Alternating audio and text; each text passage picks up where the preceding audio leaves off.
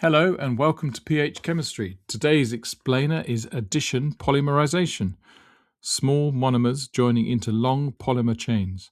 By the end of this video, you'll know how alkenes turn into plastics and how to draw the repeat unit. Polymerization is the joining of many small molecules, or monomers, into one long chain, a polymer. Addition polymerization uses alkenes.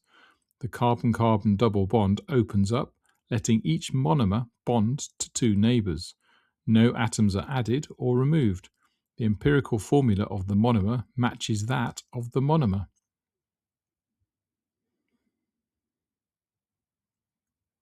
Three things. 1. The monomer is the repeating unit. 2. Polymer name is often poly (monomer name), e.g. polyethene, polypropene. 3. Polymers are written with the repeat unit in brackets and a subscript N to show many repeats. Common slip.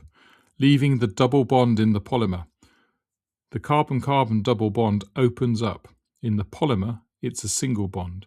Make sure your repeating unit shows single bonds connecting to the next unit.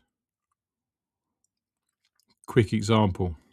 N times C2H4 goes to dash CH2 dash CH2 brackets N dash.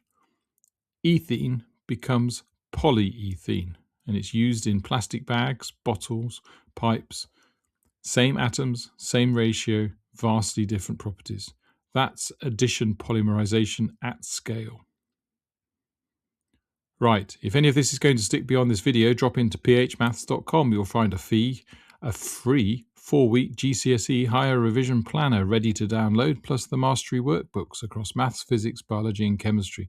One for every higher topic in each of the subjects, with every answer fully worked and every common slip flagged.